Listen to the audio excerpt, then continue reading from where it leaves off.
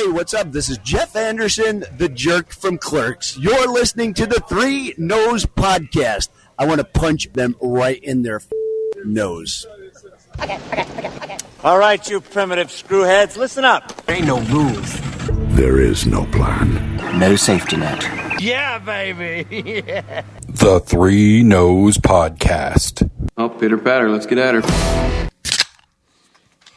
Oh, whoa! That was the best thing that happened all day. Cheers, brother. Cheers. Welcome to Three Noes Podcast. I'm Mike. I'm Jason. How's it going, brother? Well, considering we just spent almost 45 minutes, like at least half an hour. Nothing is working.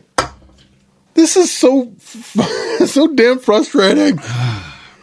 But it is good to be back, though. It is, yeah. We took 2 weeks off. Yeah. We said there was Easter, then a comic book convention, and I've been jonesing big time. Like, yeah, I've had the shakes. Got the shakes. Oh yeah. So let's talk about Jason's Comic-Con.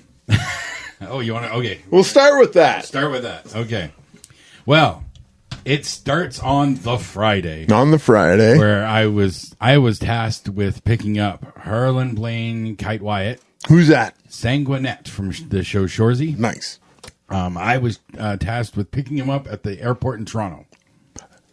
That's quite a hike for us. It is, almost 3 hours from here. And if I remember correctly, the day before you were supposed to pick up the guest, there was a shooting at the Pearson Airport. There was. So no sign of anything like that when I got there. Okay, that's good. No sign of that whatsoever. So his plane was due in at like 11:15 in the morning. Okay. So I left here at like 7:30. Plenty of time. Yes. Right? I didn't know where I was going at the airport, so I wanted to give myself plenty of time. Mm-hmm. So I got there like 10:30. Oh, plenty of time. Plenty of time. I made a stop for gas and everything, like all ready to go. Yep. I went by Terminal 1, wasn't sure where to park. They had signs for free cell phone parking lot. That's what I needed. Right? So Okay. It's a lot where you can sit and wait, and when you get your call on your phone, you go and they don't charge you at all. Okay. Okay, but I didn't know how to get to it because the signs weren't clear. That's a shock. Not really, but The signs were not clear. So I did one loop around and came back around again, asked one of the security guards. He told me where my mistake was, where I needed to make an extra turn. And you came into Toronto to go to Pearson. That was your mistake. Basically. So by the time I got to the lot, it was 10:45. Still half an hour in advance. Lots of time. No problem at all. So I'm waiting, and I'm waiting. 11:15. Okay, he should be here. It takes time to get off a plane and everything. Yep, so yep. Get your I'm thinking- luggage. I'm thinking like 11:30, 22. I should get a call, whatever, and be on my way. He was given my number, so I'm waiting, and I'm waiting. At 11:45, I text Rob saying I'm a little concerned. I have not heard from him yet. Excuse me. He gets back to me about 5 minutes later. He said, okay, I'm reaching out to him. We'll see what's going on. He gets back to me after 12. There's apparently some confusion. I'm trying to figure it out. This is Rob. telling you. Yes. That's not what you want to hear. No. He did start saying, I'm so sorry, but I think there's some confusion. And that was all he said at that point. Oh, no. And at about 12, I'm so sorry. There was some confusion on his end. His baggage was getting sent to Windsor, and he is being redirected to a flight to Windsor. What? I don't know this. I still never did get the specifics. Okay, but he changed? Did I don't know if Harlan did or what it was. Here's what I know is that he was in Toronto, but he was waiting for a connecting flight to Windsor. Oh, so he was there. He was there, but he was waiting for a second flight to Windsor a couple hours later, or a few hours later. So, yeah, I made the drive to Toronto for nothing. Well, of course, standing orders with the wife if we're in the area, and if as long as it's possible, stop at Krispy Kremes. So I at least came home with Krispy Kremes. You know that the newly diagnosed diabetic can that's enjoy, right? When you sent that picture, I was like, no, do not. I only had 2 through the weekend. Like that good. Is amazing. That's control, right? Yeah, well done. I've been doing really well on that aspect. So I'm rather frustrated with the whole diabetes thing, but we'll get to that. We'll get to that after. So yeah, I made the drive to Toronto. Nope, not getting them. Okay, got to pick them up in Windsor at 10 after 6. Oh, that's plenty of time to get home and whatnot. So yeah, I make the way home. I stop at Krispy Kremes. Get mad, punch some holes in the drywall. Fucking celebrity. I will say, I set the cruise control at a certain speed on the 401. That's my way. I pick my speed and I go, right? That speed might have been a little bit higher on the way home. Okay, I'm just going to say. How fast? I'd rather not say for grounds that statute of limitations. It's only been a week. They're not. I know. 120. 120 is my standard driving. Oh, 130. Closer to 140. Wow. It was. Look at you. I bounced between 130 and 140 because traffic was a bit of a snarl at times. Yeah. And there was a lot of idiots that weren't going fast enough in the fast lane. What? You know? So that's unlike Toronto driving. Oh, of course. But I got back home, all good. I had about an hour to kill before I then had to leave to Windsor, which is a much easier drive. And I could have just taken number 2 all the way. Didn't need to take the 401. I did, but I didn't need to. Oh, at this point in time, you felt the need for speed. Yeah, just go. Yeah. So get to Windsor Airport. And hey, I finally get the call from him. And hey, I'm here. Yeah, where are you? I tell him what my car looks like and everything. Breaking news, this Yeti cup holds 2 King tall boy cans. 2 tall boys. 2 tall boys. Good to know. So yes, I met Sanguinet, and right off the bat, he said, "Hey, my guy." Right off the bat, and I believe our conversation was like something to the effect of you're gonna be mad, and I said, or would you say he better be worth it or something to that effect? Yeah, well, and I said, as soon as he calls you my guy, you're gonna mark out and forget everything. I did not freak out, fanboy. I did not do any of that. You showed restraint? I had full composure and restraint. Professionalism. Yeah, exactly. He did right off the bat, hey, my guy, and it made me smile inside and out. That's just him. That's a him thing. That's not a dialogue thing. That's a him thing. He's young. Yeah. And I didn't quite catch it, but he'd been drinking. Attaboy. Hey, those layover flights from Toronto are long and arduous. Yeah, he did nap, he said. So, being the courteous driver that I am, do you need anything before we make the hour drive back to Chatham? Yeah. Cannabis and a liquor store. I said, okay, well, weed, not a problem. There's probably at least 3 weed stores before we get back to the highway. Yeah. So no problem there. How about we wait till we get to Chatham and I'll take you to the LCBO. He said, okay, that'll work. So hit up a weed store. He ran in, grabbed what he needed. I did not enter the building with him at all. I was going to say, did you make it known to him that you're a recovering? I did eventually. Okay. Yes, I did. And he was fine. He was cool. Like, he wasn't pushing anything. Well, what's he did offer to smoke one with me later. Okay. But, I reminded him, and it's all good. On the wagon, bro. and I will say, I didn't share much at my meeting last night, but I did share the fact that I had that temptation, and I was an immediate no. There was no humming and hawing. There was no maybe. No, I had the control to say no. So there you go. I feel pretty good about that. Hey, I mean, how many days? 200 today. 200 days today. Nice. I passed the 6 week or 6 month mark 2 weeks ago. I am at 200 days today. Well done, handsome man. And Yes, I feel really good about that. I haven't had too much cravings lately. Again, the diabetes is kind of occupying my brain a lot, so that's keeping me distracted from it. Yep. But with our planned trip to Niagara Falls next week, it's the first time I'll be at Niagara Falls sober. And diabetic. And, well, I'm not worried about the diabetes part. No? Again, we'll get to that. Beaver tails, bro. Again. Beaver tails. We'll get to that. Okay. Hershey store. So I picked that. So UFO cafe. I got him back to Chatham. Went by the liquor store. He came out with a couple 6-packs and got him to the hotel. Comfort Inn, which they were all staying. Walked in there, and there's Rob and Christina and a few of the other guests, all just hanging out in the lobby in the dining area. Patiently waiting sanguinette No, too. just hanging out. They just ate, and so just chilling. Met a few of the other celebrities and whatnot, and just chit chatting and so on. He's tall. He is. He's tall. I never realized it. Yeah. Until I saw him, like they hide it well on the show. Yeah, damn, he's tall. Yeah. So, we didn't talk about a whole lot about Shorzy because once I mentioned it and I said so how cool is Kiso? He goes, well, yeah, so I got the impression that he's not much of a fan of Kiso because and these are his words. Kiso is cheap and lowballs people. Okay. And here's a big spoiler.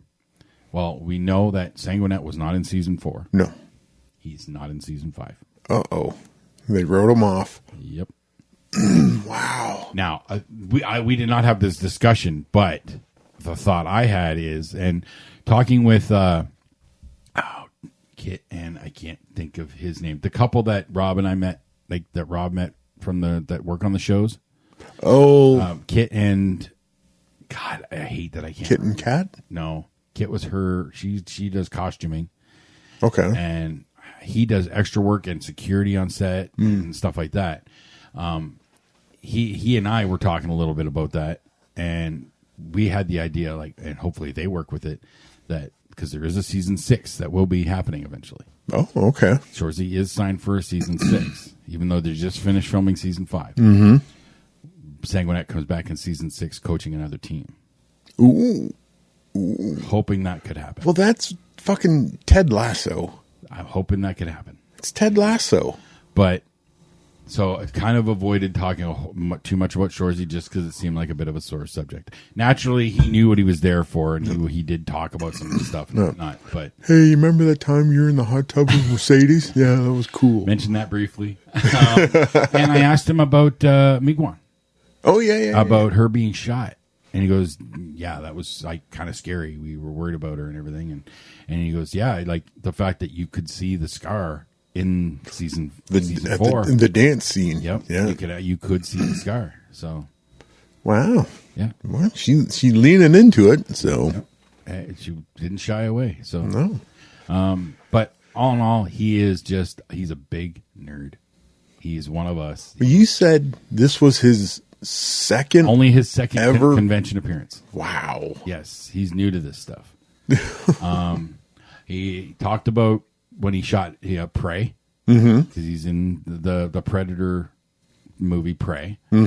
Talked about his death scene and how difficult it was to shoot, because they did some practice runs. Cause if you don't know, if you've seen Prey, he's the native who gets killed during the grass scene, where you just see you can't see the predator, but you see the grass, the line in the grass moving.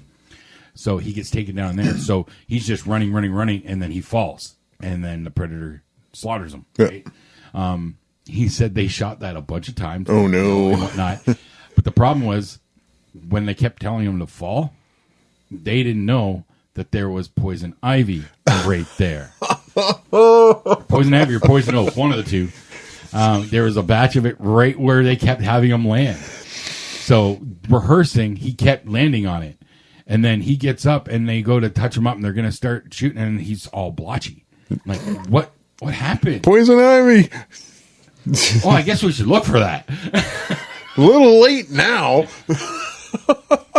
So yeah, that's pretty funny.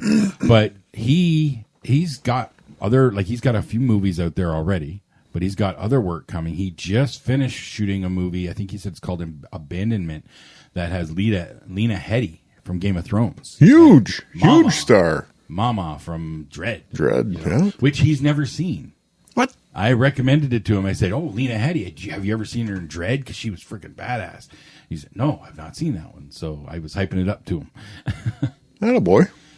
But he hasn't had to do much auditioning for his latest stuff. Well, He's being offered roles. Said he's a devastatingly handsome indigenous athlete man Who had no aspirations of acting. He's from a town that's like 3.5 hours north of Saskatoon, Saskatchewan. Jeez, They're way up there. they're way up. Like when they make a joke about Saskatchewan being flat, that's not his area. You're into woods and mountains. Yeah. And he worked at a golf course. And How do you go from a golf course? he was like a bartender server at a golf course and met some dude who worked in Hollywood. Yeah. And he's like, "Hey, you look like you'd be perfect for a role. I'd like you to come out for it."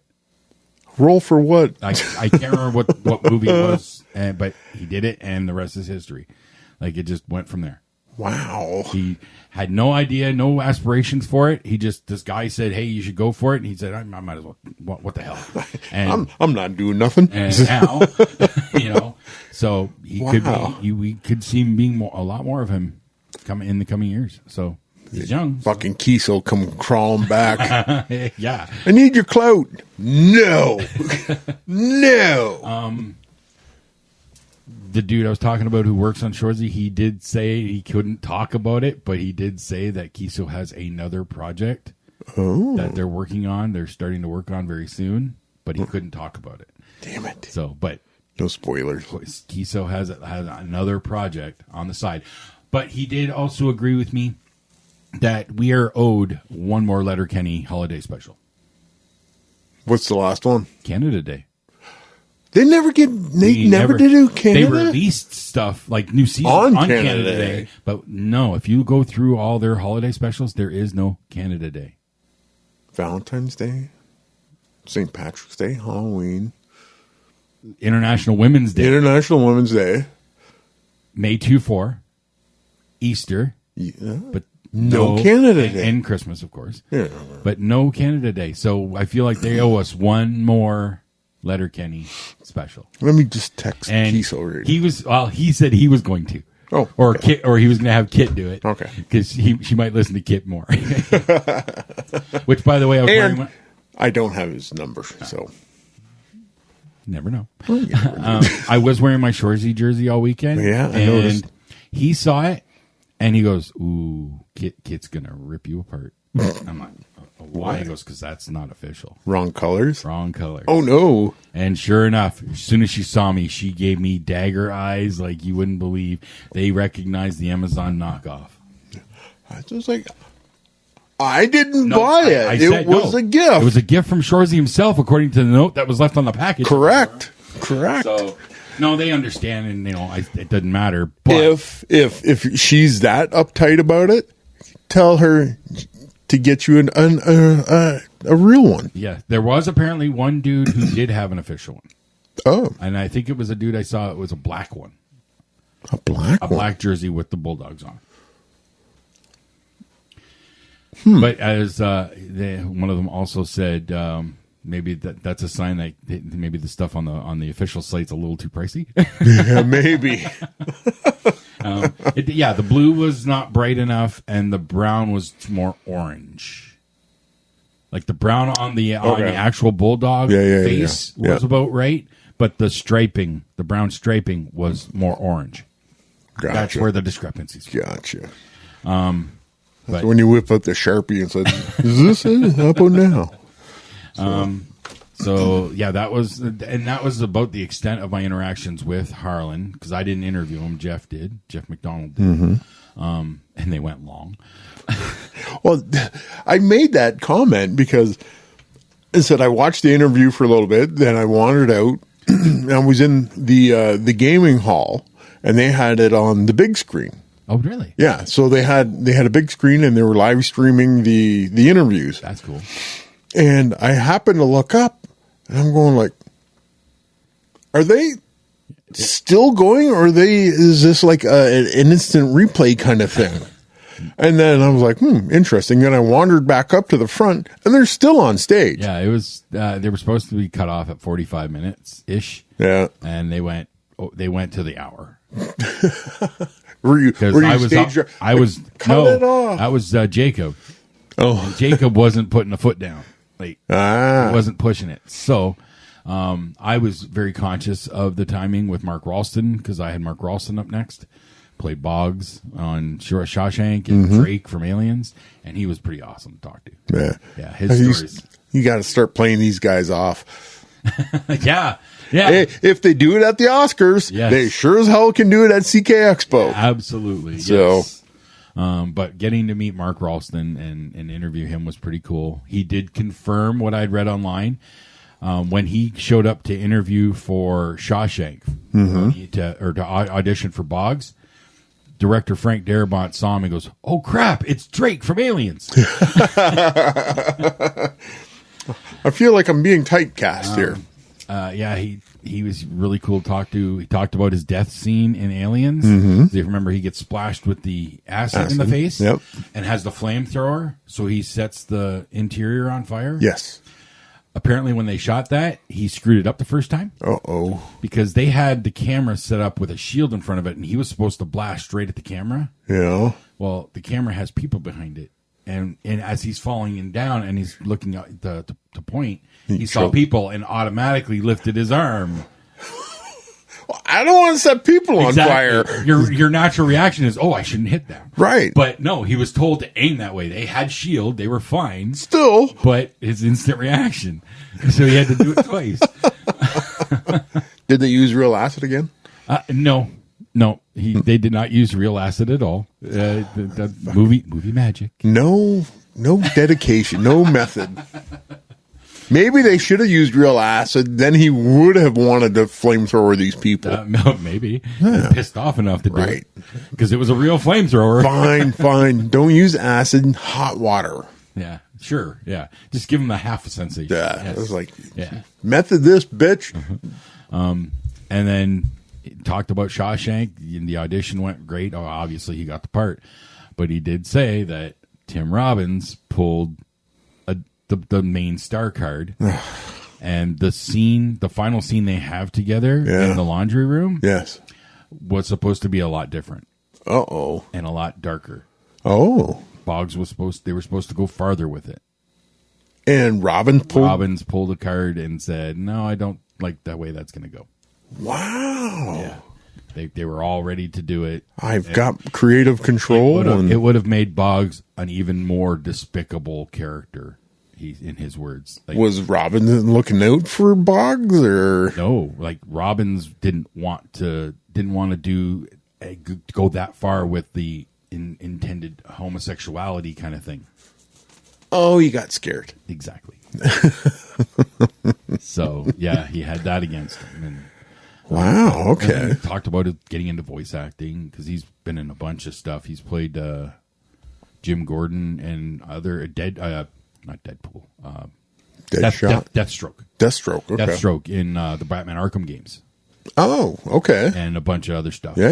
He's done a lot of voice acting too. So, yeah. Good for him. Really cool to talk to. Did he give you his phone number? No. I do still have Sanguinets.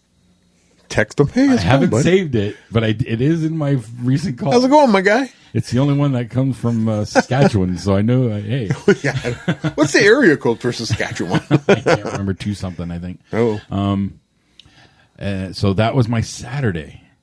And by 4 o'clock Saturday, God, I was just fucking wiped. Mm-hmm. But came out for gaming. I tried to last as long as I could. I felt bad that I was nodding out at 10:15, but it happens. They said Vampire tends to not be a very dynamic game at best. Yeah. So if it's an episode of mostly shopping, Yeah, air that's quote, what it basically was. That right? Yeah, I can see where it's like, if I'm not that heavily involved, Yeah, I'm gonna be I napping. need to keep moving. Yep. Keep moving. Sunday. Sunday.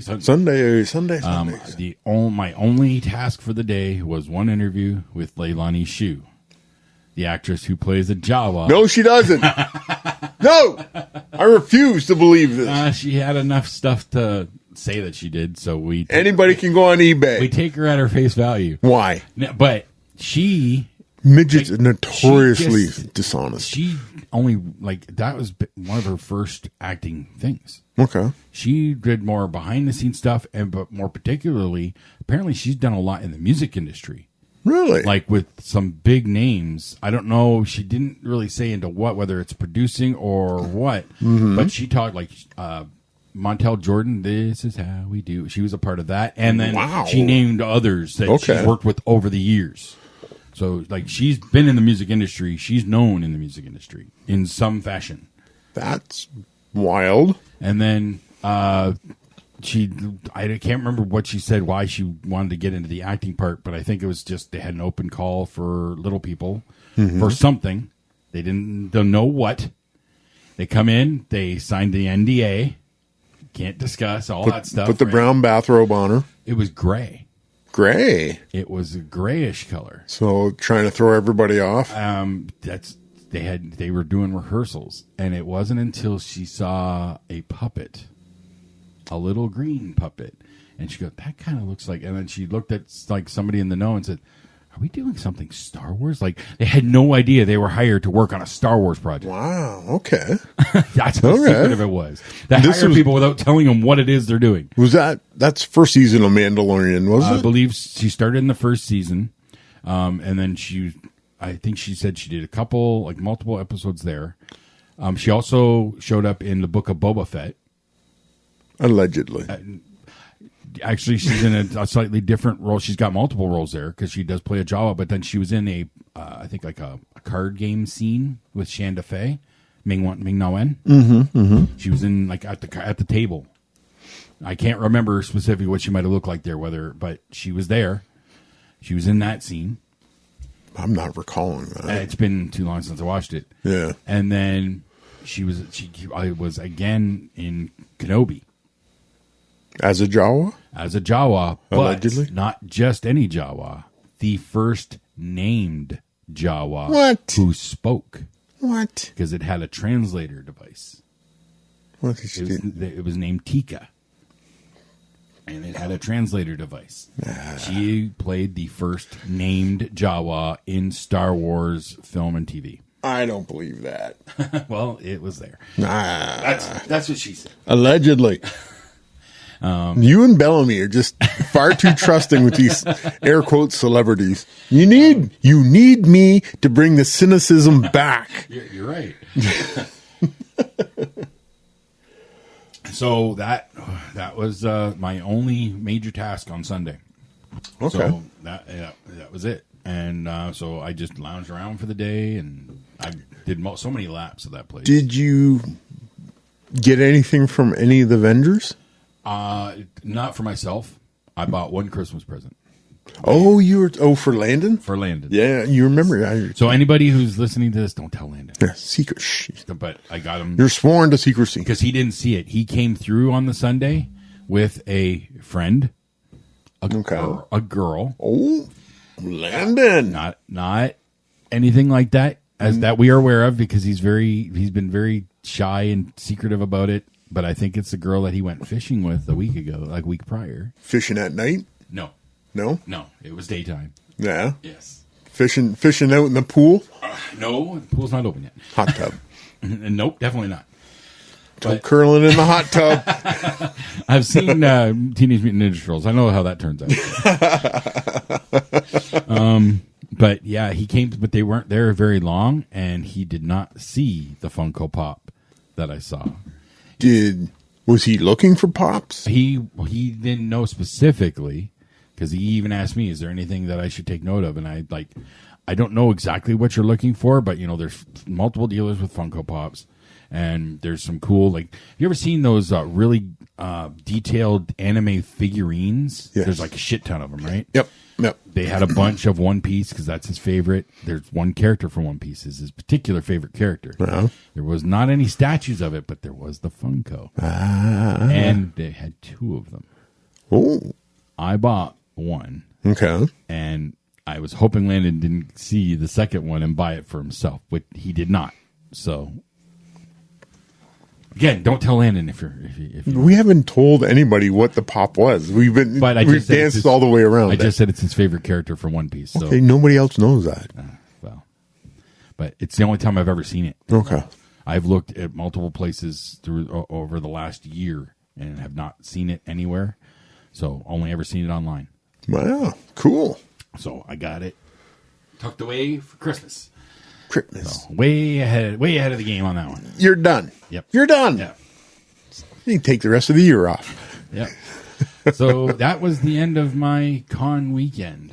And, got through it with no injuries.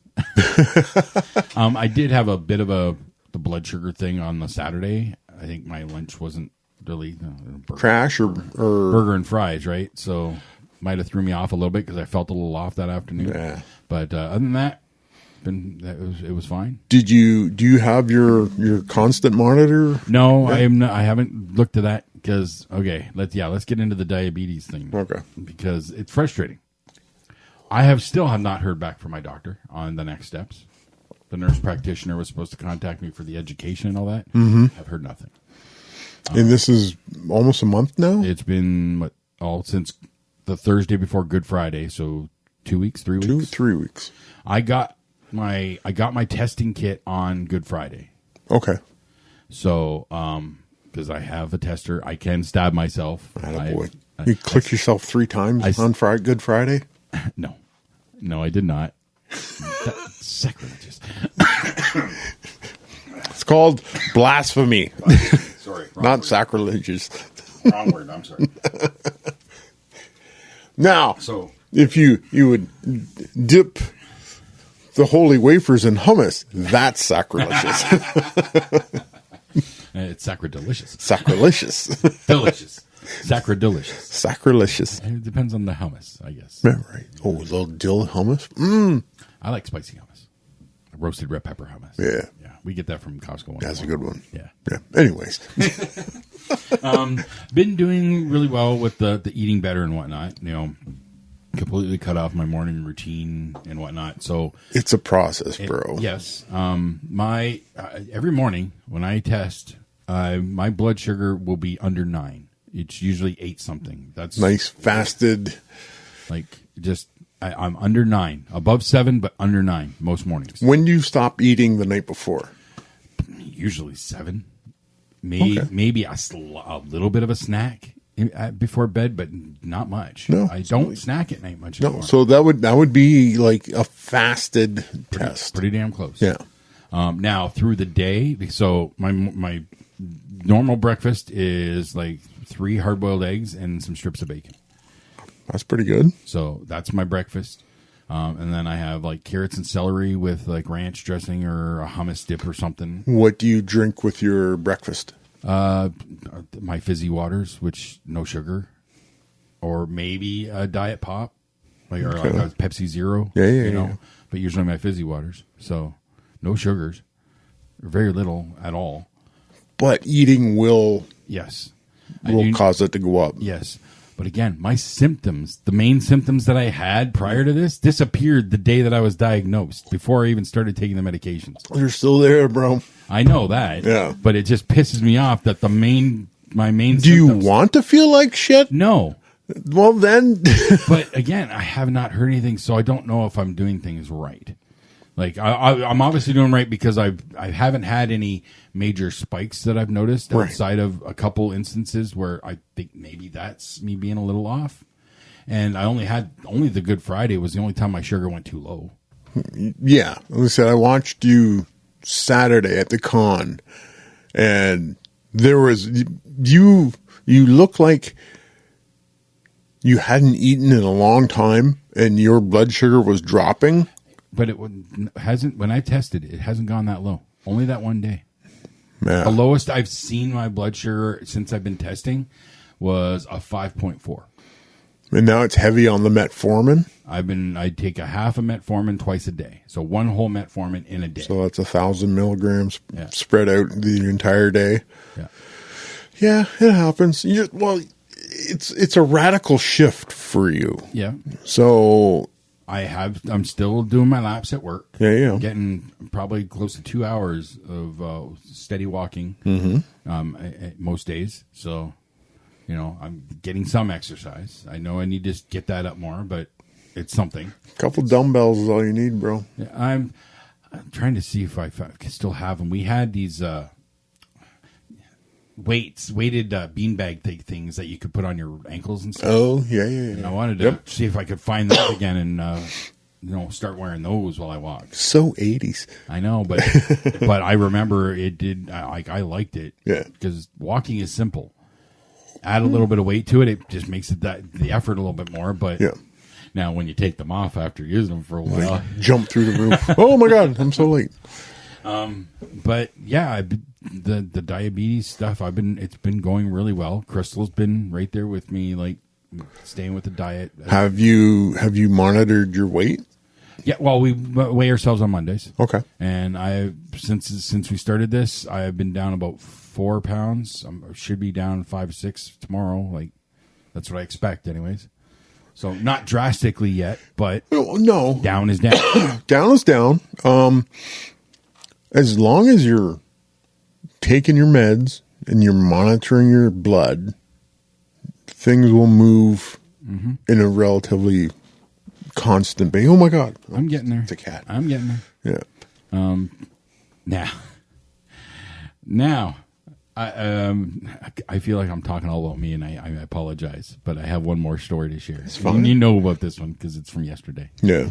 Well, it starts on, what was it, Thursday that you went and got Dog Days? Yes. I feel bad now. No, I do because you don't need to feel bad. Because I've been jonesing for Dog Days BBQ for a long time. And Thursday I went and I bought a brisket burnt ends combo for lunch. Mm-hmm. And I thought, this is kind of nice. So I went and I sat in the park and I had a picnic by myself. That was our last nice day. And it's last nice day. Freaking miserable for the last 2 days. Because it's the weekend. That's why it's got to get shitty. Yeah. So I snap a picture. I send it to you. I said, I took myself out on a picnic. And I was like, I know exactly what that is. I recognize it. And I sparked a craving in you. You did. I want burnt ends, but I prefer the pork belly over the brisket. I don't think I've ever had the pork belly one. I've had both. Okay. The pork belly was the first ones I had. The brisket is good, but I like the pork belly a bit more. Yeah. So I was dead set. I'm going to get pork belly burnt ends this weekend. Yes. Friday. Yes. This is where the desire. This is when it starts. And the plan just don't match up. So Thursday, the inspiration hits me. Yep. Friday, Crystal informs me that she's going out for dinner with some friends or whatever. So I on my own. I got to feed myself. There we go. So I call them at 5 to 4 to place an order so I can pick it up on my way home. We are out of pork belly burnt ends. We only have enough for like a poutine. And no.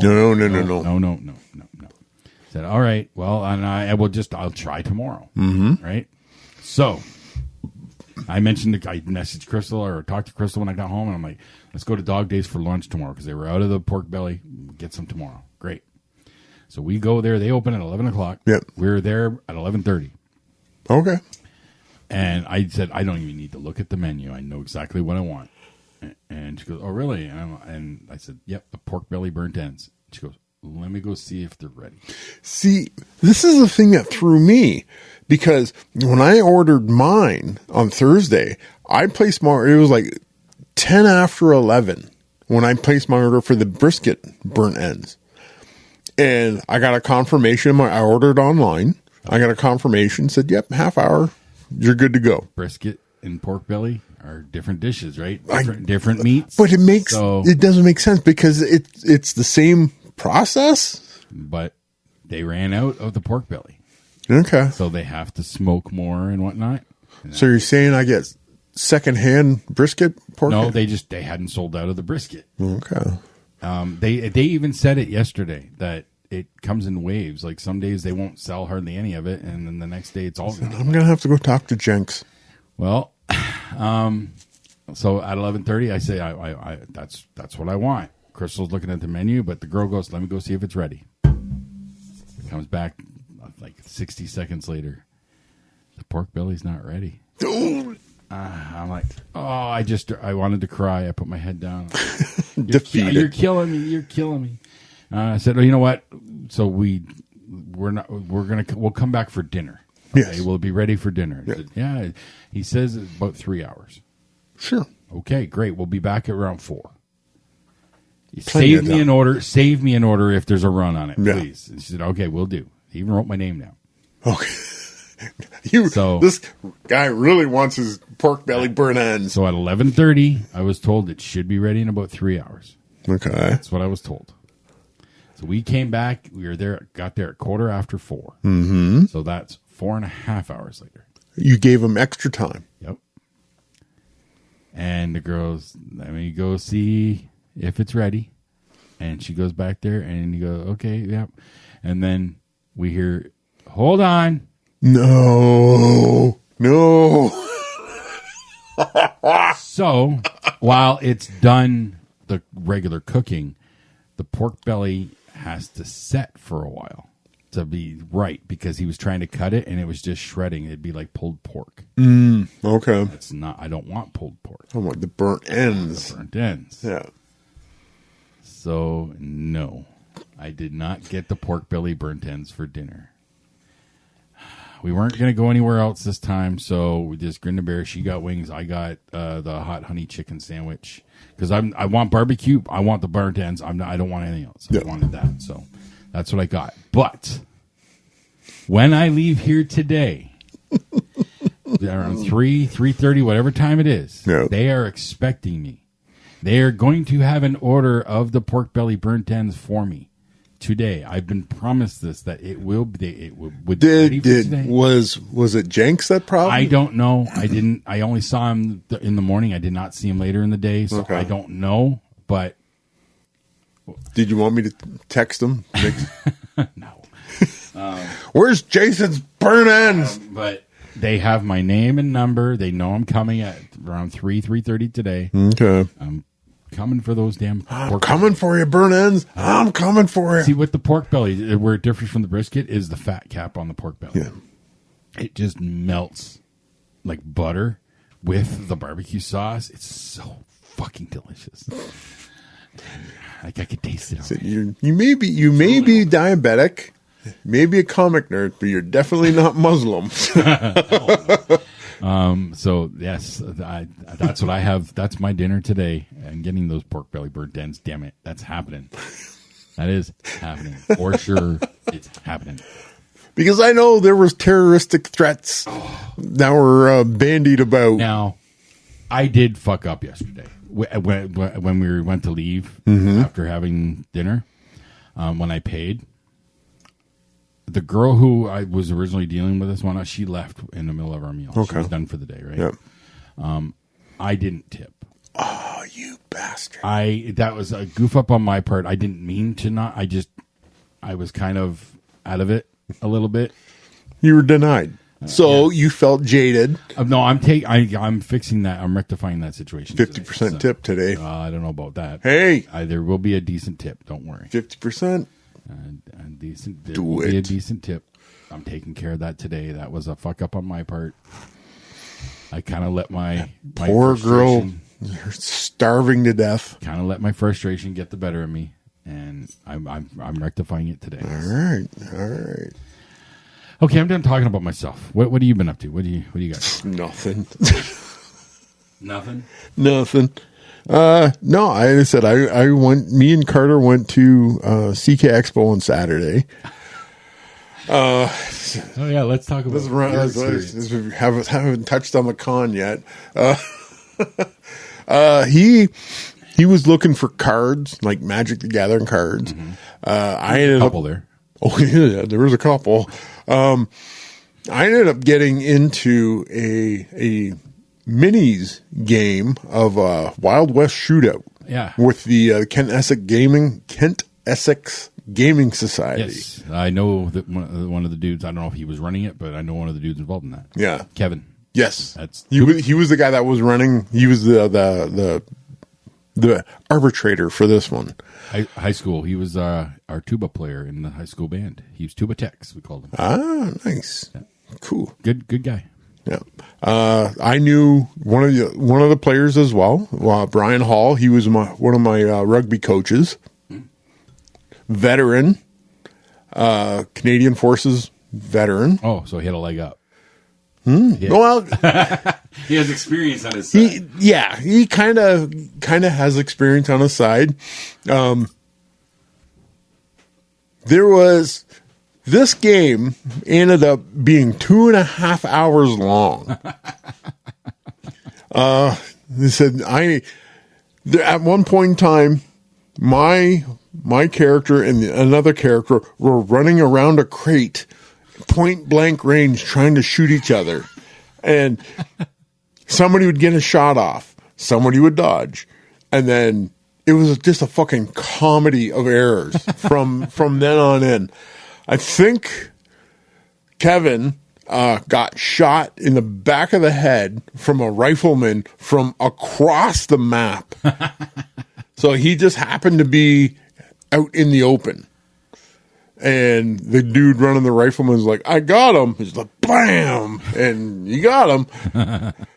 So yeah, that was the first time I ever played this game, and a little bit of a learning curve, but the guys were gentle on me.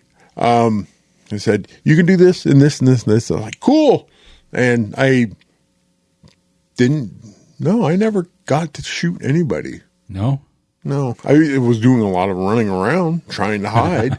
But it was fun. They invited me to come play more games with them. They had set up for this weekend a Napoleonic War scenario. Oh, cool. So I was like, "Hey, look, yeah, sure." And it's like, "Come on out and play anytime." I was like, "Cool." Said, "We play Saturdays." I was like, "Fuck." Damn. Of course you play Saturdays. Yeah, So I don't know how that's going to play out. I would like to get out with these guys and play some more, but we'll see. Sure. Yeah, Jason Bayshard sent me on a fucking snipe hunt. That was completely unintentional, damn it. Well, I only saw the one. Yeah. Okay. I only saw the one. The one that you got. So Jay, I wander up to Jay. He's at the interview stage. He goes, "Yeah, did you see that guy that's got like the VHS tapes and stuff like that?" I said, "Yeah, I saw him on the walkthrough." He goes, "There's a tape there that I know you're gonna get because you probably don't have it, and when you see it, you're gonna get it." I was like, "Oh, okay." So me and Carter wander back. And we get to the tape guy, and I'm kind of looking at his booth, and this guy's like, "Hey, how's it going?" I'm like, good. And he said, "My buddy said you have a tape here that I would probably be interested in." And I look down to my left, and there is a VHS copy of Heavy Metal. And that was the one that caught my eye. And I'm like, the silver box is what. It's the silver, because everything else was the black box, and it was that silver box right in the middle. So I was like, "Yep, there it is. That's the one." As I'm looking at the Heavy Metal box, my focus changes to what's fucking behind. And I pull this out of the way. And there, sitting in the middle of this guy's booth, is the uncensored animated VHS of the Clerks cartoon. Which baffles me that it even existed on VHS. I didn't even know it existed either. Yeah. So I go to Carter. I go, "Hold this, please," as I pass off the Heavy Metal VHS, and I get in there and I reach over and I pick up the VHS of the Clerks animated series. I was like, fuck. And I turn it over and I look at the price tag that he has on it. He's at $60. Yeah. I'm just like, oh. And from over here, I hear, you got to buy it. You're wearing the shirt. You were wearing I was wearing my movies because, yeah, you know, that like, as I'm not a con guy, I'm not a pop culture guy. I'm a Clerks guy. I'm a Kevin Smith guy. The only thing I allow myself for cosplay is a fucking movies bowling shirt. Yep. And the guy goes, you're wearing the shirt. You may as well buy it. He had a point. I was just like, God damn it. So before that happened, there was another guy we were walking through. He buttonholes me, sees my movie shirt. He goes, hey, have you ever heard of Chronicon? I said, I'm wearing a fucking movie shirt. Maybe I've heard of Chronicon. Yeah, maybe. Just maybe. He goes, are you going to go? It's like, thinking about it. So he goes, are you going to go on the boat? I said, oh, you really want to go on the boat? But that's a lot of money. Yes, it is. I said, I could probably do Chronicon way easier than... Where is Chronicon? Chicago again. Same place. Okay. The exact same place. Okay. Yeah, that's a lot easier. It's a lot easier. That's a 6-hour drive to Chicago. Oh, I know. Yeah. So I have now $70 worth of VHS tapes in my hand. And all I got is 20s on me. So I look at Carter, I go grab me another $10 tape. Well, didn't he say, like, you, at some point when you were exasperated, or whatever, is that a fuck that I'm buying it, or that what, something like that? Yeah. So you like, yeah, is that, are you, is the fuck because you're not going to buy it, or the fuck because you are going to buy it? It says, because I'm going to buy it. So leave me alone. You know, you're going to get my money. So I'm holding the tapes. Carter comes up with Demolition Man. Classic. I was like, good pull, boy. Classic cheesy Stallone. Yep. So I got my 3 VHS tapes that I didn't think I was going to buy. I peel off the 20s. I go, here we go, bro. He goes, oh, it's $78 because Demolition Man was only $8. Oh. I'm like, oh, keep the change. Don't worry about it. I'm feeling generous all of a sudden. So throw the tapes in the backpack. I'm walking around a little bit.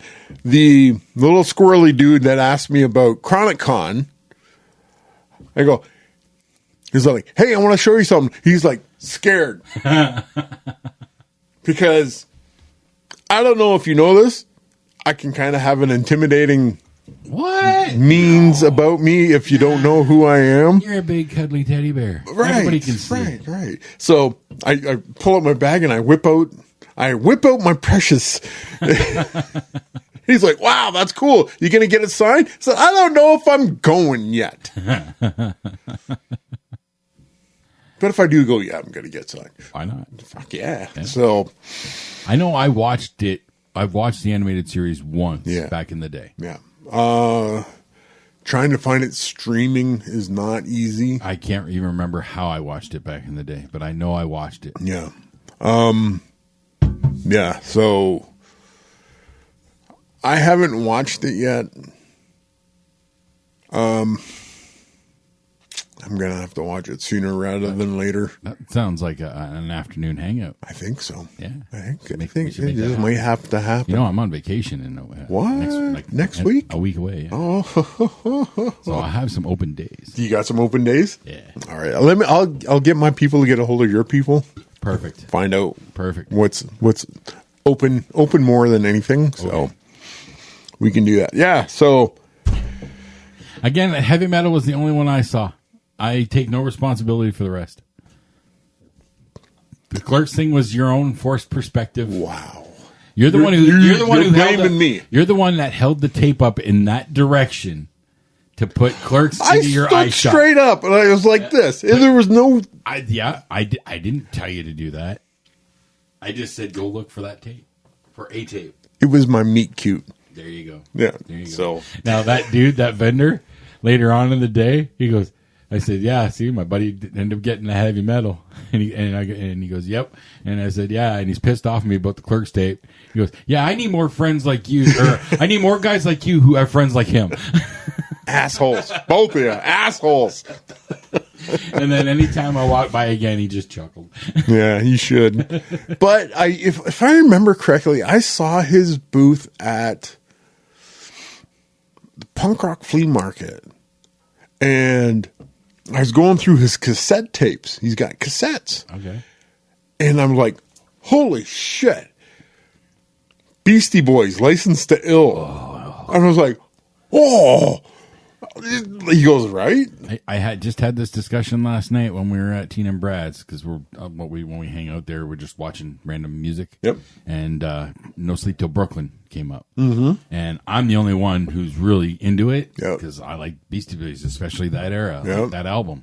And Crystal's like, no, I was never into it. I'm like, but this entire album was fucking great. That crushes that entire album. This is one of those albums that is great from start to finish.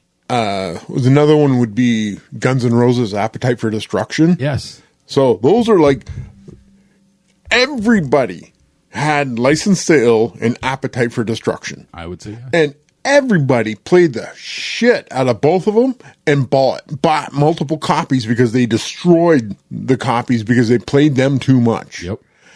I know for a fact we would party down in this basement when we were kids, and we had a stereo that continuously played. It would play one side, and then it would play back to back. We went through Appetite for Destruction back, like A side, B side, continuously. It never stopped playing. It was just, my kids, like, I was like, Welcome to the Jungle, Paradise City, fucking Mr. Brownstone, every one of them. Yep. They were like, this changed everything back in the 80s. I Used to Love Her. Was that on Appetite? No, that was Lies? Yes. Or No Lies? No, yeah. Okay. So, yeah, that was on one of the other ones. Okay. Yeah, they were like, oh, it's pretty good. I went, you don't understand what that did to the culture. That's one of my the biggest things that kind of makes me a little sad when I think about music today is with streaming and whatnot, and you only catch the hits, right? If you don't look at an album, what other songs have they put out that don't get radio play, but they're friggin' jams? Some of those B-side stuff, that's where the magic happened, is on those B-sides. Yep. Speaking of like that, physical media is making a massive comeback now. Yep. CDs and cassettes are CDs too. CDs. Wow, that surprises me. Yeah. I know vinyl has vinyl's always had a... Well, it took a dip for a little while, I think, in the late 90s. Yeah. But then people kind of turned around on it, and now vinyl has made a massive comeback. Yeah, but they're talking CDs and cassettes, physical media, because streaming stuff can take that away. Yep. We've seen it. We've seen it happen dozens of times. Yep. Or conversely, like when they when Apple shoved that U2 album onto everybody's iPod, and they're like, "What the fuck is this?" Yeah, Apple has been responsible for the revealing both sides of that, because they had the U2 thing where everybody automatically got it, but they were also the first service where they started losing the rights to stuff. Because I remember having a few movies that I bought on iTunes because I had gift cards and whatnot, and then all of a sudden those movies are gone. Well, I paid for it. Yeah, I own that. No, you paid for the right to be able to watch it. That's right. But you did not own it to keep it. Yeah, and so there's a lot of people learning the difference between nowadays with the different streaming services, and the distribution rights keep changing. So, there's a big deal about Friends being on Netflix, and now it's not on Netflix anymore. It's over here. Yeah. Seinfeld, all that stuff. You get used to something being on one streaming service, and then all of a sudden it's not there anymore. Yeah. Oh, you have to go over here now. Yeah, but I'm halfway through it here. Yep. So That's what happened with, I think when my parents started watching Yellowstone. They were initially watching it, I think, on Netflix. and it then jumped over to and then Paramount Plus Paramount, popped up. So they moved to the Paramount Plus. Buffy's the same way. Yeah, but Buffy used to be on Disney. Yeah. And it's not there anymore. No, I found it on Crave or Paramount. I found it on Paramount because I was watching Tulsa King, and I was going through. It was like Buffy. The entire series was on Paramount. Now I'm hearing. Well, I think I talked to you about. Okay, I want to watch Buffy and Angel, and the Lone Gunman.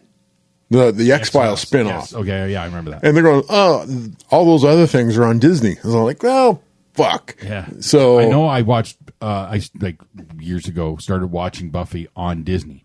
Yeah. And then it disappeared from there. Yeah. Paramount. It's those friggin' Yeah, the rights. The rights thing is weird. Like, Yeah. They don't get long-term contracts. Nope. They get like 3 years out of it. Yep.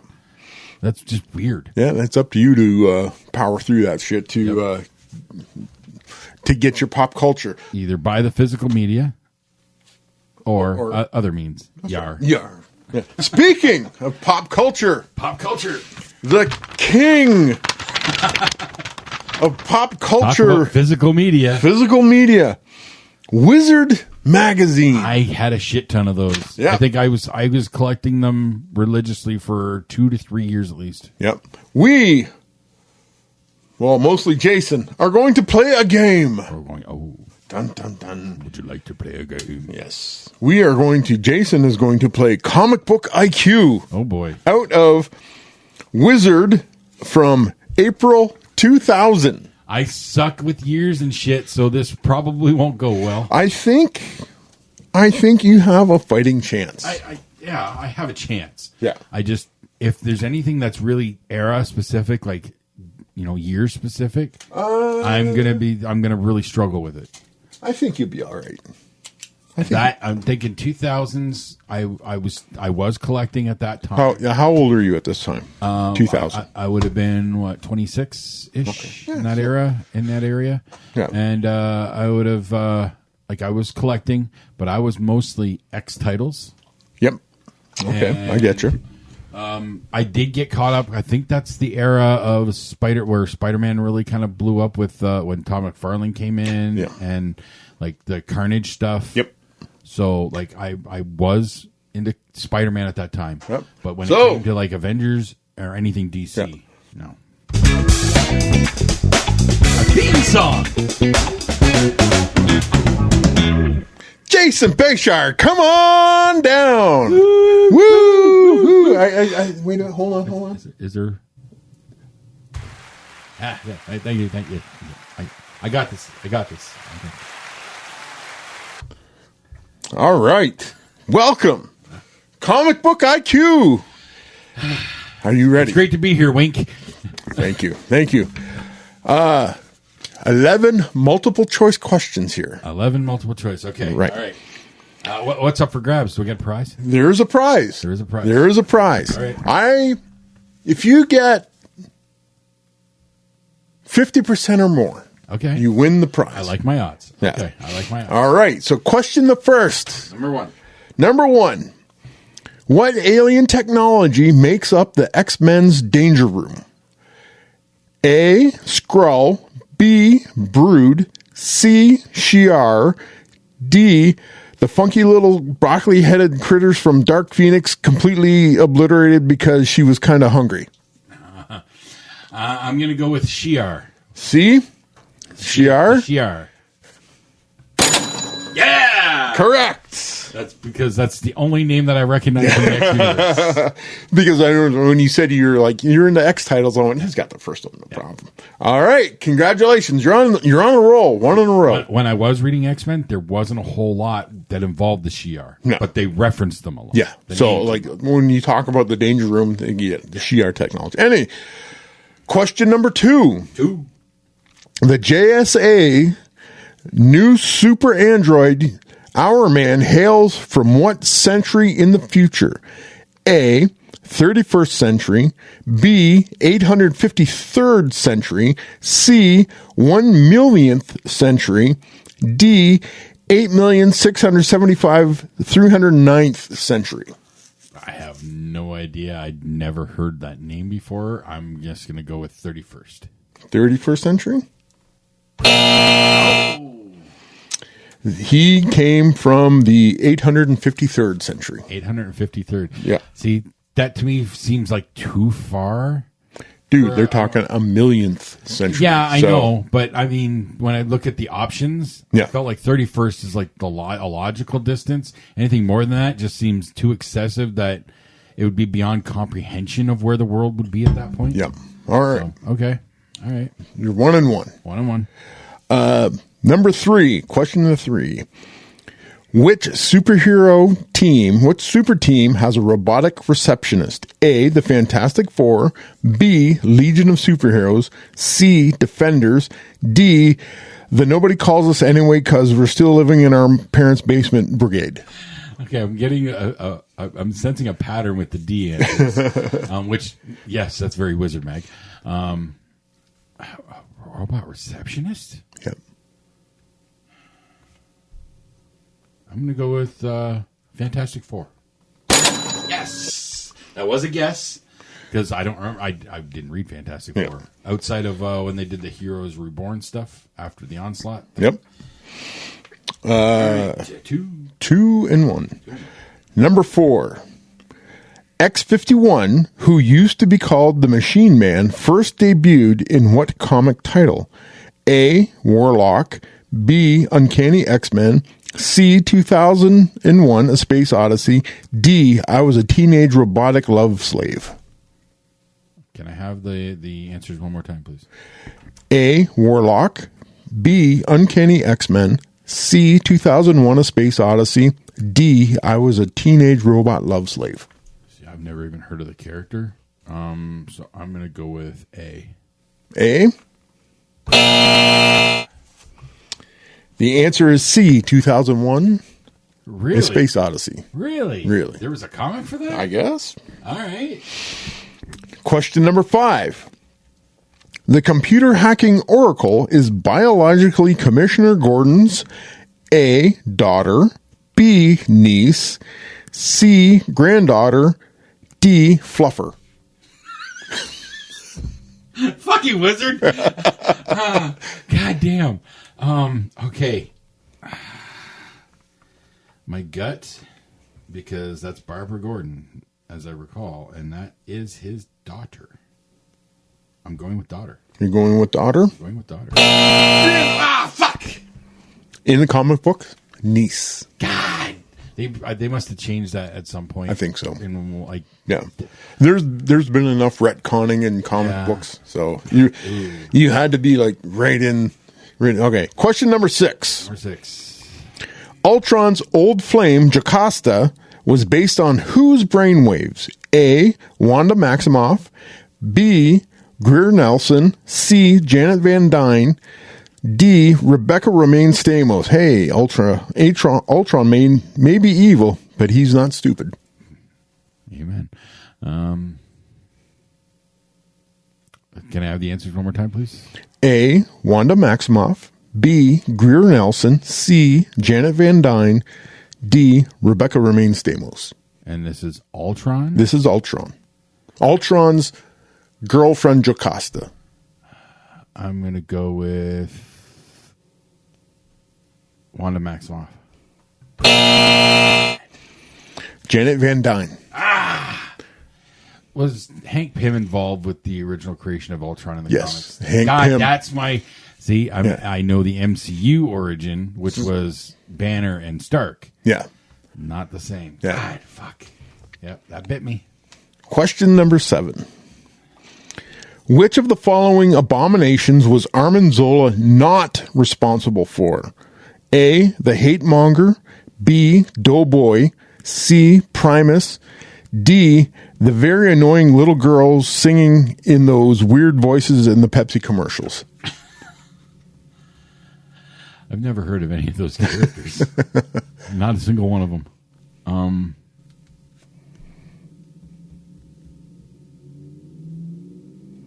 Doughboy?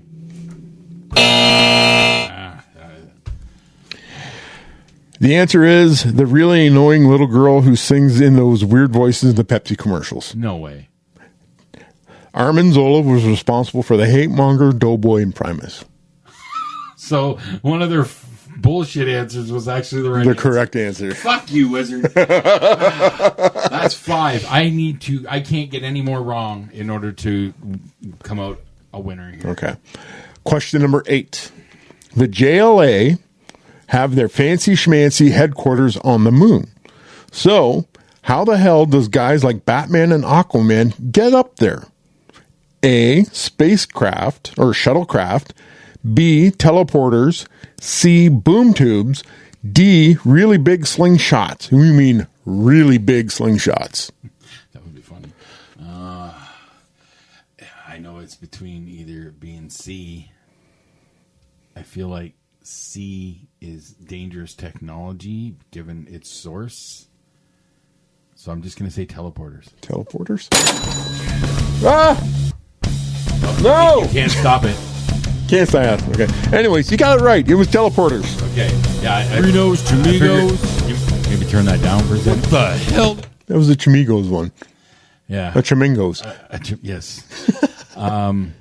Yeah. I just felt that the boom tube was an option, but given its origins from Darkseid's technology, Very dangerous. Exactly. Yep.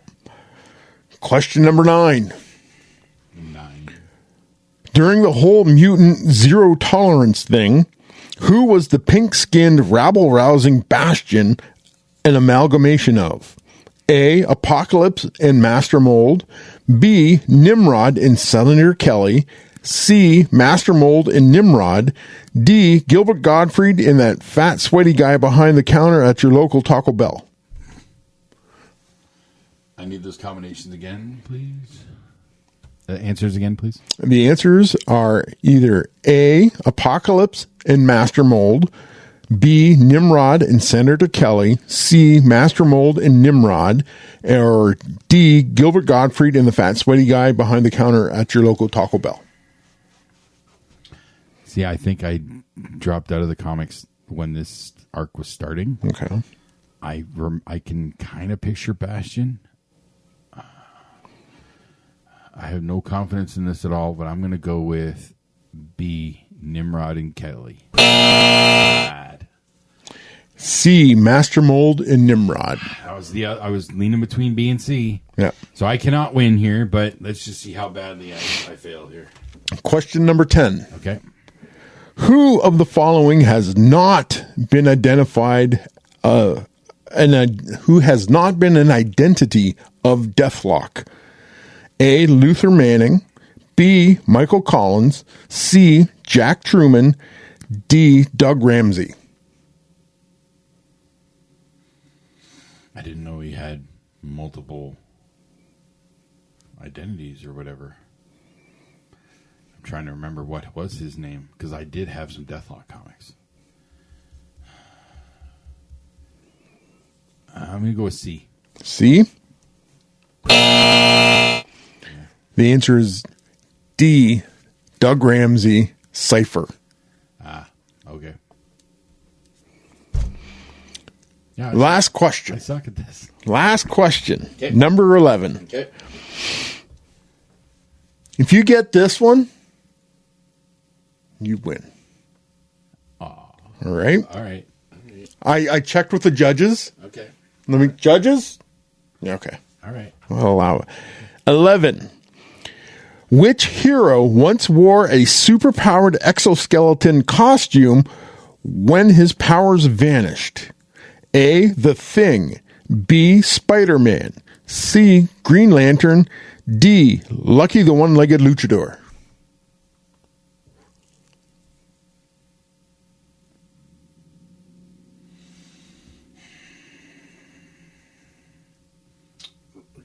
Can I have the answers one more time, please?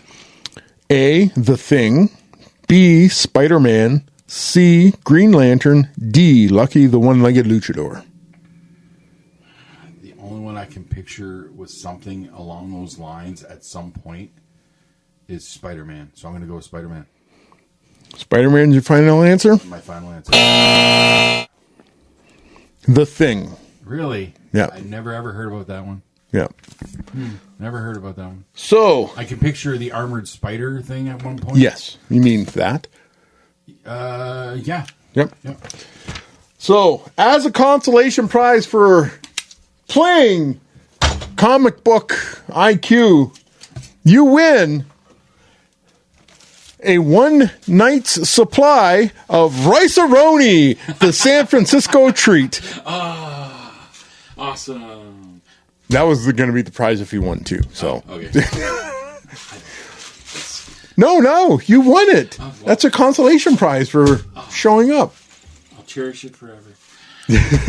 So, Rice-A-Roni. Rice-A-Roni. Not sponsored. Not a sponsor. Not a sponsor.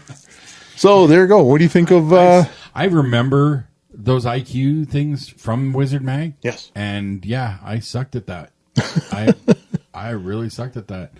But again, I had my relatively narrow window of comic book that I followed on a regular basis. So now it makes me want to see if I can find all the issues that I had. I can bring them in for you. So there you go. That was a monthly thing. Yeah. We got it. We got a game. I always got a kick out of so much of Wizard Mag, just the writing for a lot of it. Yes, it was so fun.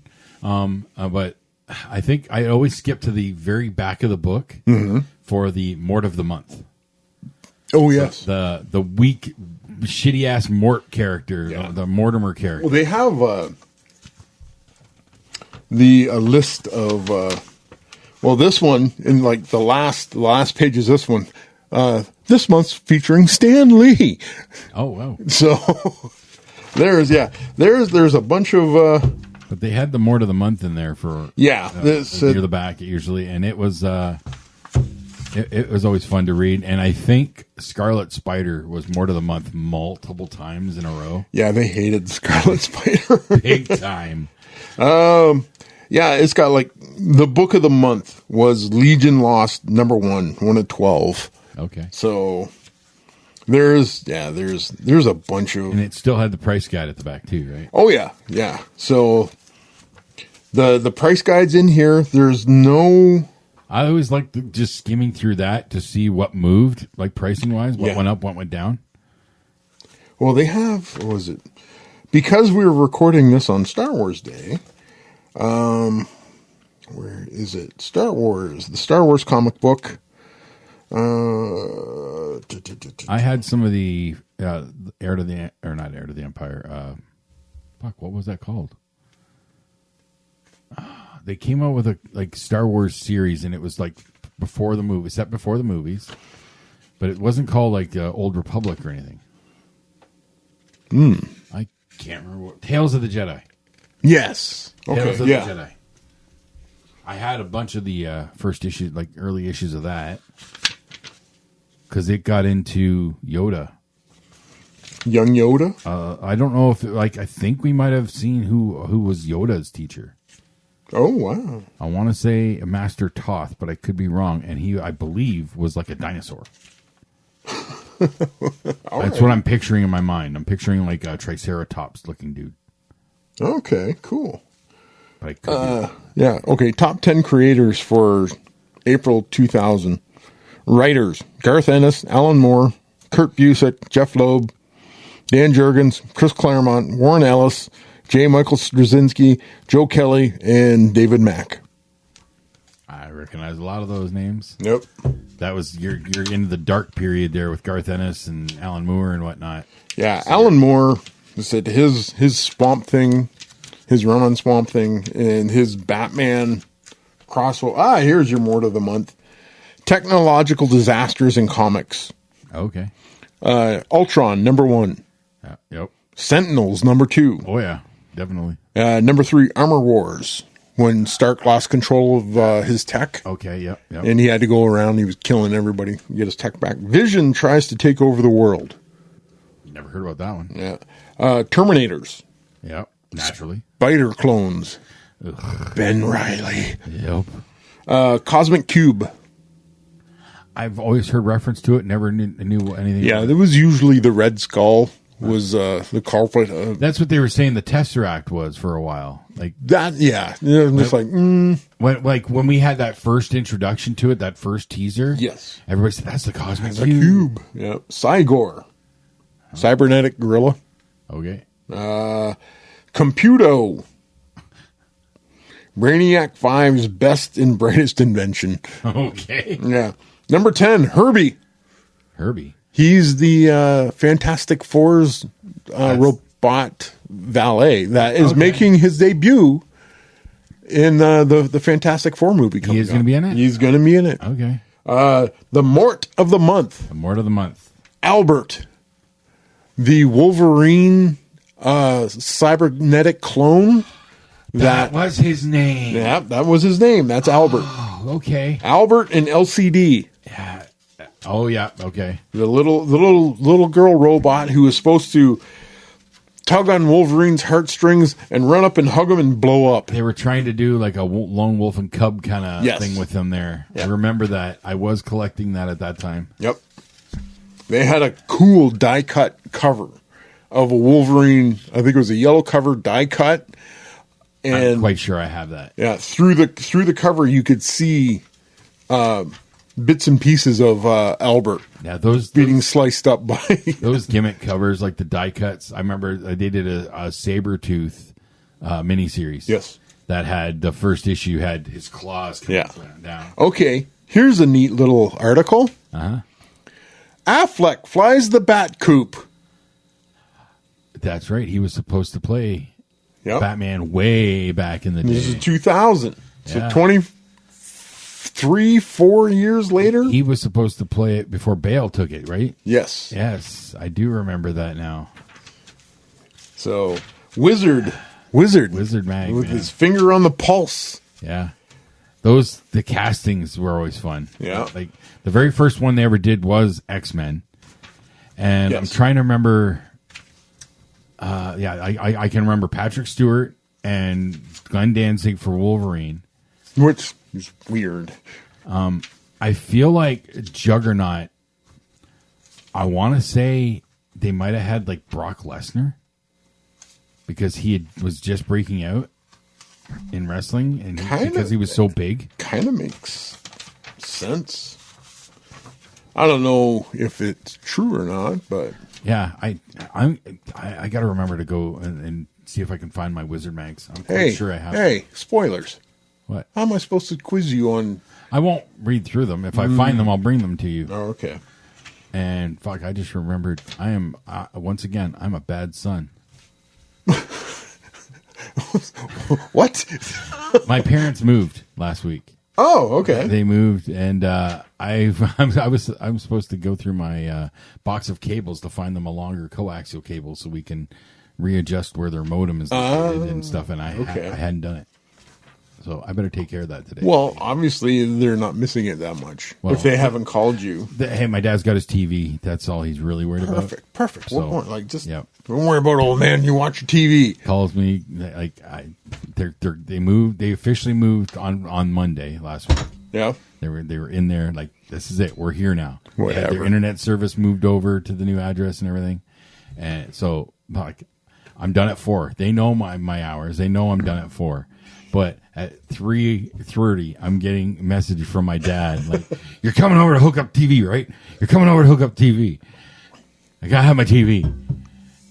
So you can watch CBC and... Well, no, hockey. Oh. Habs are playing. Of course. Habs are in the playoffs still, So are the Leafs, surprisingly. Still weird, isn't it? It is. Everybody's all like, "This is the year." I'm like, "No, it's not." Yeah, you say that every year. Yeah, but it's the one that got me is so the Leafs were up 3-0 in their series.